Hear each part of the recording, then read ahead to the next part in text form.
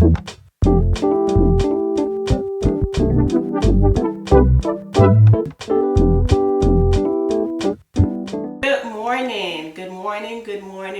morning. So today's video is a little different. It's a get ready with me interview edition, or better yet, virtual interview edition. So I just got out the shower, I just washed my hair, I moisturized my skin already. So I just want to take you guys along what I do to get ready for an interview, because I know some of you guys follow me on Instagram and I shared some good news, and some of you guys wanted to see like this effortless interview look.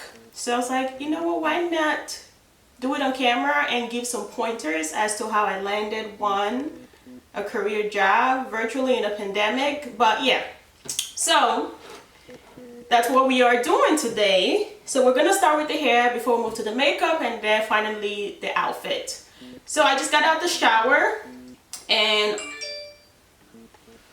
a slick down is always my go-to. It never disappoints me. It's quick, easy. I know, again, it's not going to disappoint me. I don't like trying like something new, or what if something goes wrong. No, I just stick with my slick back for an interview. Like I said, it doesn't disappoint me. So I like working with wet hair, so I don't have to like use much of a spray bottle and have water all over me. So I just cold wash my hair in the shower with just some conditioner or some cold wash product. And yeah, I just put my hair in sections. So I try not to do too much, try to keep it simple. And first thing I do is go in with my leave-in conditioner. I'm using the Miel Organics leave-in conditioner. And I just work that all in my section. I section my hair into 3. I don't have thick hair. I don't have thick hair, period. So I am, I guess, blessed to be able to work in smaller sections because my hair isn't that thick. But if your hair is thicker, go ahead and try working in smaller sections.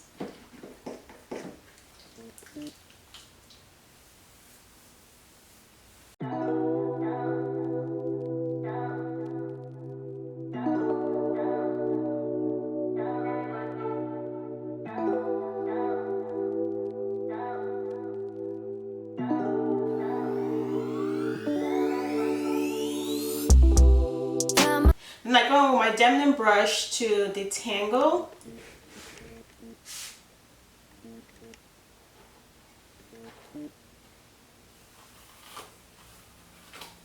Myself inside all this tension, a feeling I never was expecting. I don't see the pros, don't know the cons, forget the whys. Do you know why?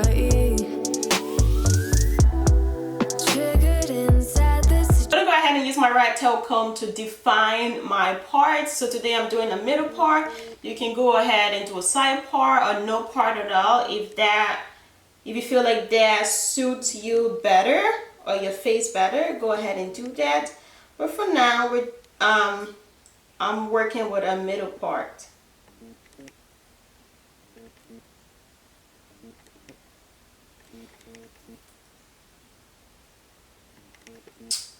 And that is it for my part. So I pull out my Old Faithful, which is my Eco Styler gel.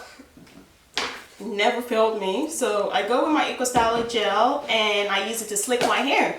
I have so many videos on here on how I slick my hair. Again, I'm going to mention that I don't have thick hair. My hair is super fluffy. My hair is fluffy as hell. So I don't have to work in sections. Like I could just start working like these. And I've seen some people that have to work in sections. If that's you, go ahead and do that. But that's not me. My hair is fine and fluffy as hell. I have a really hard brush, and I just use that.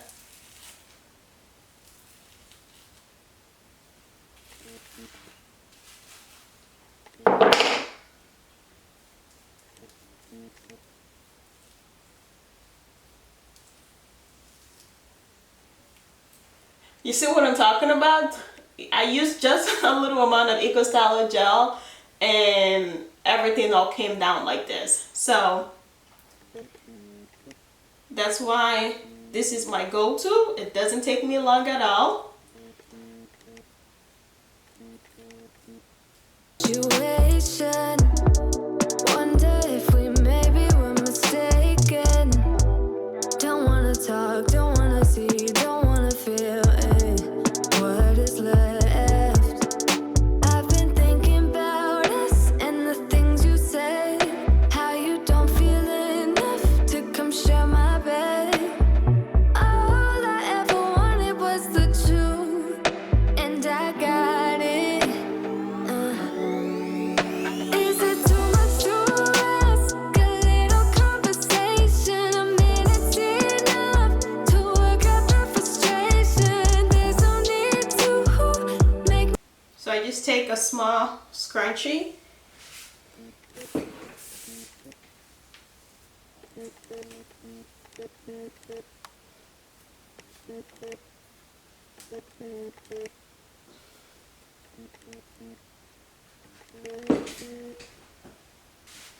Next thing is taking my toothbrush and dipping it in the same EcoStyle gel and just making sure everything is seamless. Bite the pavement, a little conversation. I don't want your love, just a little conversation. A minute's enough to work out the frustration. There's no need to make me bite the pavement. A little conversation. It hurts me. So after doing that, I try to be minimal with the baby hair and I try not to do too much. So I just go to my edges and just bring them out a bit and swoop. Swoop. How everything was wasted. Now all the nights seem so overrated. What was it worth? I can't take back, I can't stop feeling. How about you? I've been thinking about us and the things you said. How you don't feel enough to come share my bed. Also, because my hair isn't thick, I don't need a scarf to like lay my hair down. I don't need it at all. Like, it's already flat, and if I do like further lay it down, I'm gonna look like super bald headed. So I like just leaving it like this to give me a little like some kind of volume, because if I put a scarf on it, I'm gonna look completely like bald. So to add volume to my non-existent bun back there, I take my KINKY Coily clip-in collection. This is 14 inches. I like using the 14 inches, and you could get away with just using one, but I'm going to use two to give me that volume. I'm using the 4 clip right now, so it has 4 clips. I'm going to open one end and then the other end and leave the 2 in the middle closed. So the first end, I'm going to clip it in my bun here and snap it, and then I wrap it around, and then at the end I take the end of the clip and then I clip it down. So that's the first one. Like I said, I'm going to use 2, so this is the second one. This is another 4 clip. I open the end, both ends, and leave the 2 in the middle closed, and I do the same thing. All I ever wanted was the truth, and I got it. Is it too much to ask? A little conversation, a minute's enough to work out the frustration. There's no need to make me bite the pavement. A little conversation. I don't want your love, just a little conversation.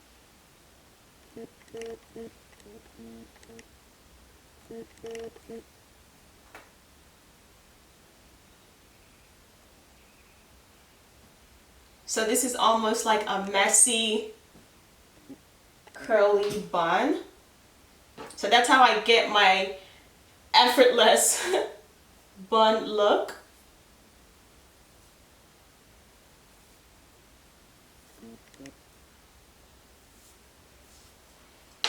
So we are completely done with the hair and we are going to move on to makeup and we can chat a little bit. So I did my brows off camera and I think I love them. Just kidding, I actually did my brows on camera, so here's the clip of how I do my brows.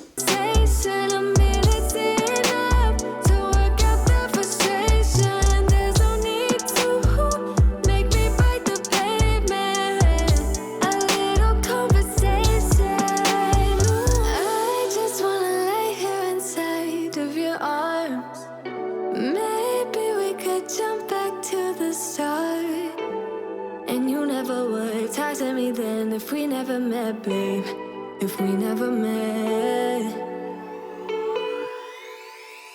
is it too much to ask? A little conversation, a minute's enough to work out the frustration. There's no need to make me bite the pavement. A little conversation, I don't want your love, just a little conversation.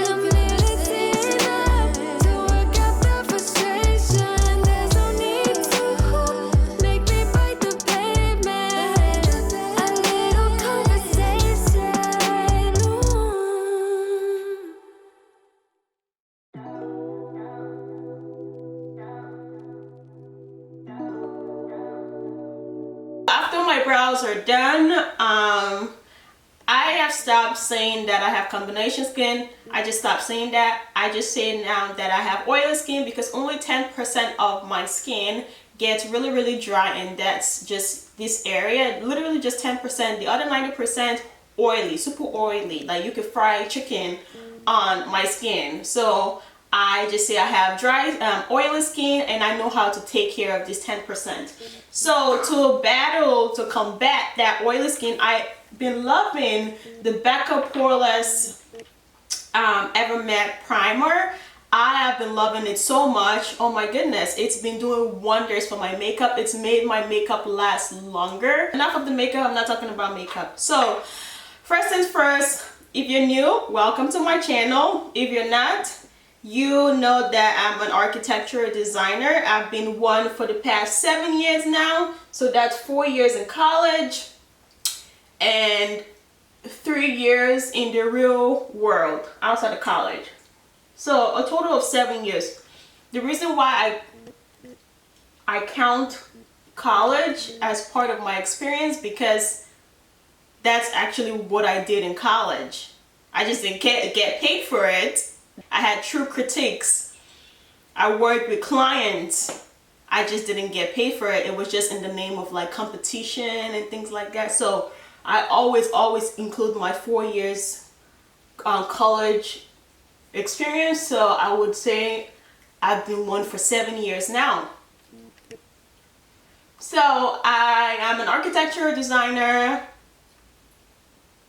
I went to college for 4 years, and I'll just give you a little backstory. Before you get to being this major or graduate, you have to take a 24-hour exam after your first year.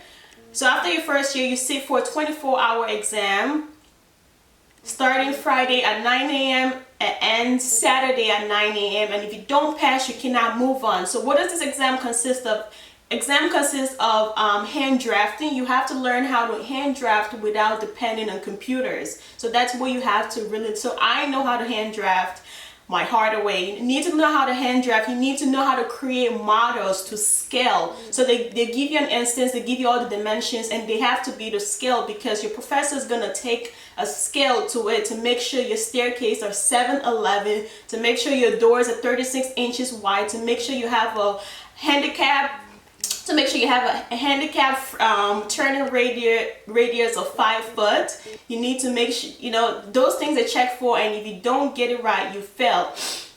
Also, it consists of rendering still. You need to know how to hand render quickly. So if you have a client in front of you and you're trying to express your vision to them, you need to be able to, this is what I was thinking, and you know, get your point across quick like that. And because you don't always have this computer to depend on, and computers are not really dependable because they crash all the time. So that's a little backstory. I started with 30 colleagues in my class, and we ended up being only 6 that graduated. Also, I want to be super transparent with you guys to let you know that during my first time taking it, I failed the first 24 hours exam, and I was so devastated. But I'm a very, very resilient person, and very, like, extremely resilient person. And my professor reached out to me and told me that, you know, I have an opportunity to come back in the summer to take it again if I wanted to, or I would have to choose a different major. So I was like, yeah, I will come back and take it. And he said he never had student that actually agreed to come back to take another 24-hour exam, because I said, yeah, he was willing to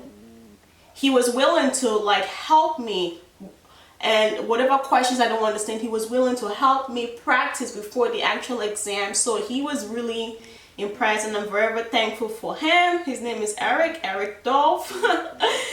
But yeah, he helped me practice before the exam, and I passed the second time because I was able to have a one-on-one with him and practice, and whatever questions I had prior to the exams, whatever concerns, whatever I wasn't just getting right. And the second time I did so well, I passed so good, and he was so happy. So that's how my architecture design career started. So I went through the rest of the 4 years, graduated with my 5 other colleagues, and it was great. So after that, I got offered a job, because during your critiques, they bring in actual professionals from the field, and you might meet one that actually likes you. And that's what happened to me. I stood out so well that one of the companies picked me and said, I want you to work for us, blah blah blah. So I worked for that company for 3 years before I finally moved out of the state of New York. So that's my little backstory. So I want to be as transparent as possible. I did fail my first time, but I'm a very resilient person. I'm not ashamed of that. I'm not ashamed to try until I get it right. That's the kind of person I am. So after moving to Georgia, I told myself that I don't want to be like, I don't want to be in a rush for a job. This move wasn't a spontaneous move. It was a move that was planned. I saved up. I didn't want to get a job right away. I wanted to be settled in. I wanted to decorate the apartment. I wanted to make the apartment peaceful. So I told myself, I'm not going to rush for a job. I'm going to take 1, 2, 3, 4 months, no more than 6 months. I'm going to take that break, and I'm going to focus on the important parts of the apartment and try to make it look relaxing, welcoming, just, you know, so I'm not stressed in this environment. So that's exactly what I did. But in the meantime, I was applying for jobs. I worked on my resume, and I worked on my resume, and I did apply for a few jobs, and I knew it was going to be challenging, especially in the middle of a pandemic. Oh, I knew I wasn't going to get an answer right away, but I'm very confident in what I do. Like, I'm super, super confident in what I do. Like, not just what I do, just my work ethics. And this is not something that just I was born with. It took time. It definitely took time. Oh my goodness, it took time. And so with my major, I can branch off doing different things, and I'm going to break that all down. I can decide that I just want to be a CAD or computer application designer. So all I would do is just work with architects and strictly just create blueprints for them. I can choose to do that. I can choose to like, oh, you know what, I want to work at a kitchen and bath instead, and I will strictly be designing kitchen and bathroom and creating blueprints for kitchen and bathroom.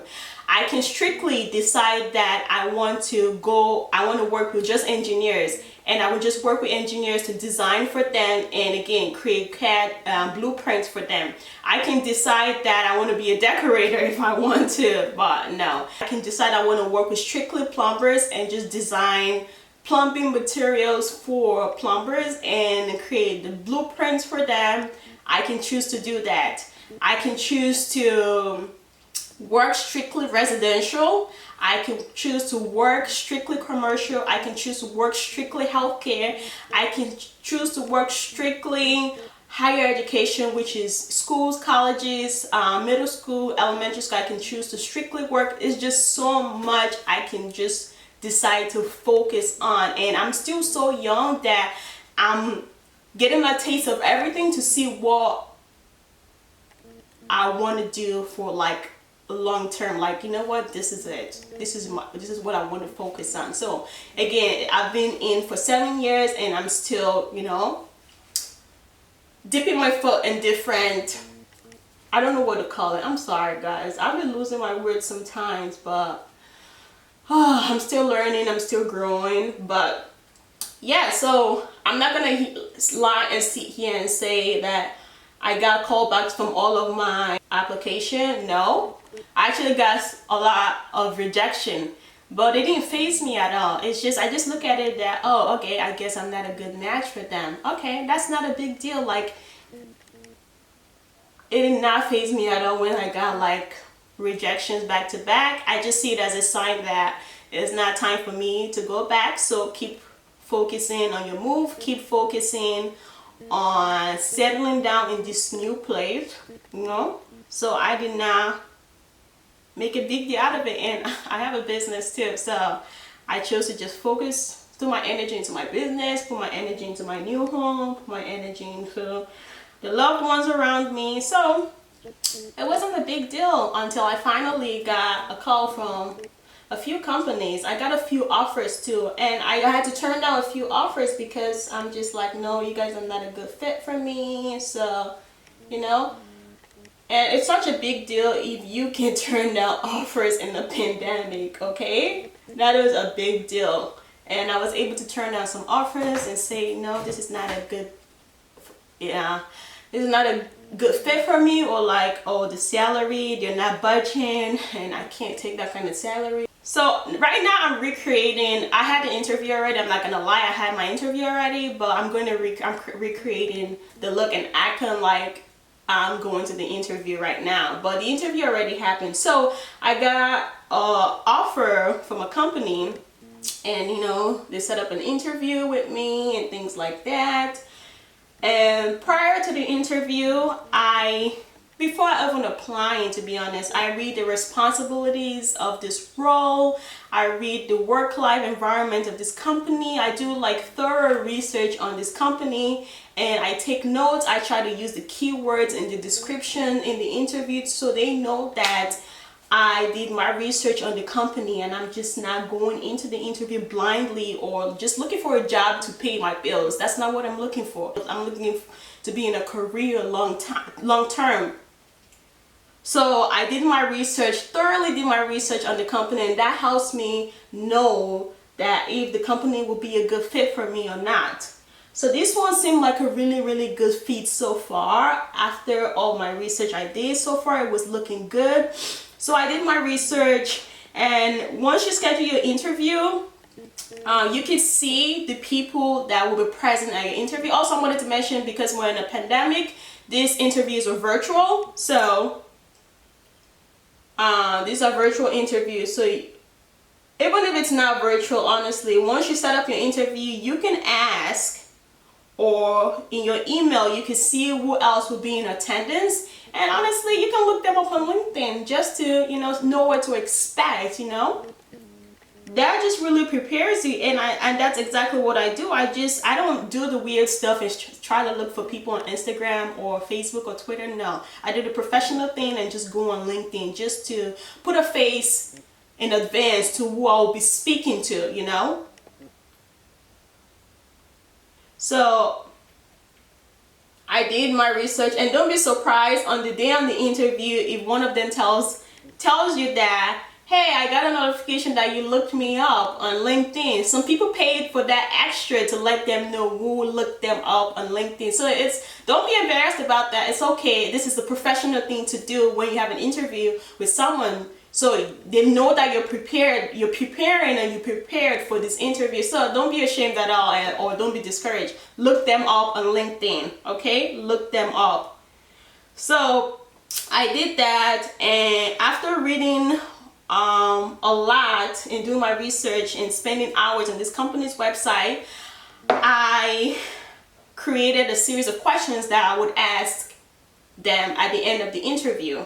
And also, let's talk about confidence in interview. I haven't always been the most confident in interviews at all. I'm not going to sit here and lie to you. There were times when I was younger that throughout the interview I would be like shaking. That's how nervous I was. But over time, I don't know when it started, but over time I just became more confident. Like, people in interview like when you're relatable. Try to be relatable. You can speak on personal experience too. And also, when you start your interview, you know, it just doesn't have to be all serious and professional, okay? Throw some laughs in there. Talk about the weather. Talk about something that, you know, you came across, and just start it with some laughs. You know, I've not always been like this. Trust me. I'm really speaking from like how my experience. I've not always been like this. So if I can help someone else out there, also, just be confident in your work ethic. I am very, very confident in my work ethic that no one can tell me otherwise. And this comes with time. The more you do it, the more consistent. This is where consistency comes in place. The more you do it, the more your confidence grows. So just be consistent. That's all. With more consistency comes with more confidence. If you look back on my video from 3 or 4 years ago, you see I was a little nervous when I was speaking.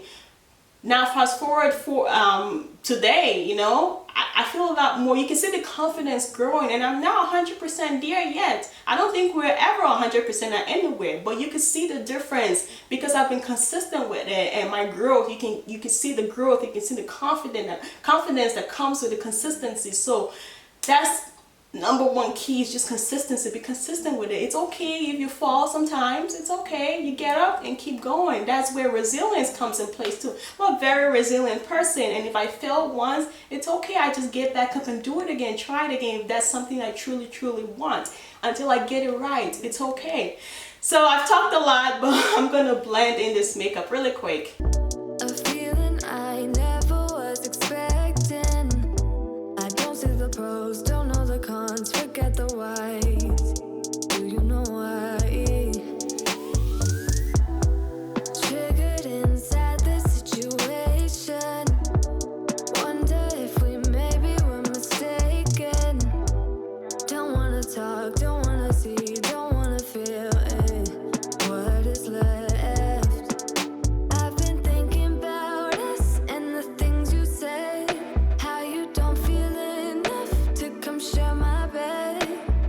All I ever wanted was the truth, and I got it. Is it too much to ask? A little conversation, a minute's enough to work out the frustration. There's no need to make me bite the pavement. A little conversation. This part is super optional. You don't have to, but I will be putting on some lashes. I just like how lashes make my eye pop. Like, it makes my eye pop. I don't want your love, just a little. Alright guys, so I had to turn up the camera to put on my lashes because you guys know lashes are like the most intimidating thing to do, part of makeup, if I might say. But I just love how they give me this boldness in my eyes. Like, it just makes my eye pop. Also, now that we're done with the lashes, I like to always line my lip with a brown lip liner. Always. It just Woo! It makes me look so good. And for this, we're gonna stick with the nude lips. You guys know anyway, I love me a good nude lips. So we're gonna do that. So again, all makeup stuff will be in the description box below, and if I'm not feeling too lazy, I'll put it on the screen.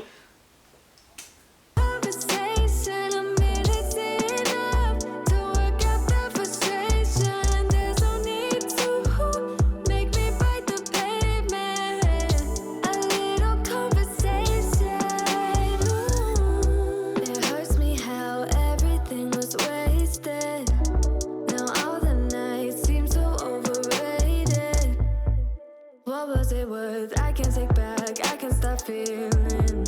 How about you? I've been thinking about us and the things you said. How you don't feel enough to come share my bed.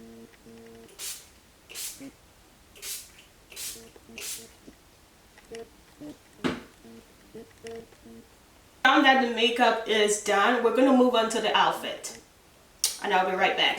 Alright, so I am back. So let's talk about jewelry. Jewelry, I try to keep it as simple as possible. I have this nice little hoop, small hoop triple. I have this small triple hoop gold earrings from H&M. I just like how small, simple, but yet they make a statement. I love jewelry like that, so I wore that today. No necklace because my top already covers my neck, so no need for extra dangling and stuff. That can create a distraction, so we're gonna leave it like this. This is a nice long sleeve top. I got this from Target actually. And then to finish up the look, I always recommend a good staple blazer. And you don't have to break a bank for a good blazer. You can get a really good blazer at the thrift shop. Yes, at the thrift store, at the women's section or the men's section. They're really good quality. They're really good quality blazers that people donate all the time, and obviously the thrift store sell it for super cheap. So you can find a really good one, throw it in the washer, wash it properly. Or you can just invest in one from maybe ASOS, H&M, Forever 21, Zara. You know, they can be a bit pricey over there, but if you're on a budget, go to the thrift store. You can find a nice fitted one there. So I have this blazer from ASOS. It is sold out, but I'll leave the link down below if you're interested. And this was like an investment because it was on the pricier side. I think it was about $70 for it, but it's a really good quality. Again, you don't have to break the bank for it. You can go to the thrift store and find a really nice one there. So blazer just gives and finishes your professional look. Like, I mean, sure, I could have just worn the white top by itself, okay, but the blazer just gives it a nice and beautiful extra touch. Like, everyone just needs a staple blazer. And if you're a starter, don't buy colorful blazers. Start with black. And then if you're feeling fancy and you want to buy two, then get a black and a brown. Don't start getting the pink, green, red one yet. Those are just extra. But staples, get a black and a brown one. This is how we're looking right now. So let's say, for example, you are my interviewer virtually. This is what you would be saying. I feel like I look really nice together and professional. So if I was to even like turn my head to look at something or do something, my profile is side profile, professional, other profile in front of me. And also something I wanted to mention is if you decide you want to go in with a afro, by all means, please do that. Please do what makes you comfortable. But for me, I feel like I don't want any hair on my face. That's why I really go for the slick back, so I'm not hiding behind my hair, because I used to do that a lot. I used to hide behind my hair, trust me. Whether it's a wig or wigs, curly wigs, big curly wigs, I used to hide behind it. But you know, we're grown over here. We don't do that anymore. So you're my interviewer. This is what you see. And we're talking and we're talking and we're talking. So this is a final look. I also told you I was going to give you some pointers, some questions you can ask your interviewer at the end of the interview. Prior to your interview, again, make sure you're doing your research on this company and what they listed as the job, as the role responsibilities. Make sure you're looking at that, because then you can formulate this question based on, you know, the key roles and responsibilities. And also you can base this question based on like your interview, how the interview is going. So I'm going to give you some, and I'll write it on the screen. Take notes, screenshot it, and if it applies to you, use it in your interview. Number one is, what are the biggest challenges the company is facing and how will this role help? Number two, if I was hired and we fast forward to our first annual review, what kind of things would I be assessed on? Number three is, how do you measure success in this position? Number four is, how do you help your team grow professionally? Number five, do you have any hesitation of my ability to perform in this role?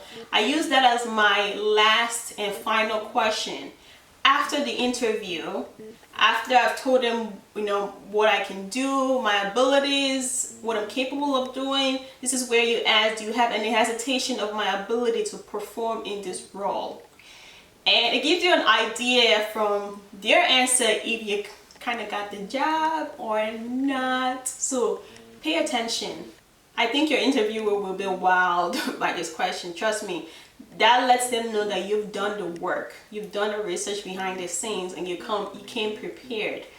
That is going to wow them. Also, again, I'm going to reiterate that I've not always been like this. I've never always been like this. Usually my past interviews, I'm always like, oh, no, I don't have any question.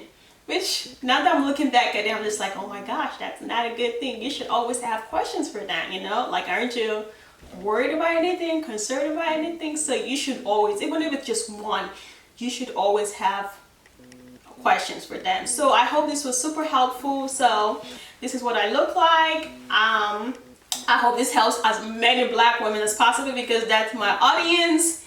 And yeah, I will see you guys in my next video. Comment down below if this was helpful, if you have any like scheduled interviews coming up, if you're feeling nervous, and we can chat down below in the comments. So thank you so much for watching this video, and I will see you in my next one. Bye.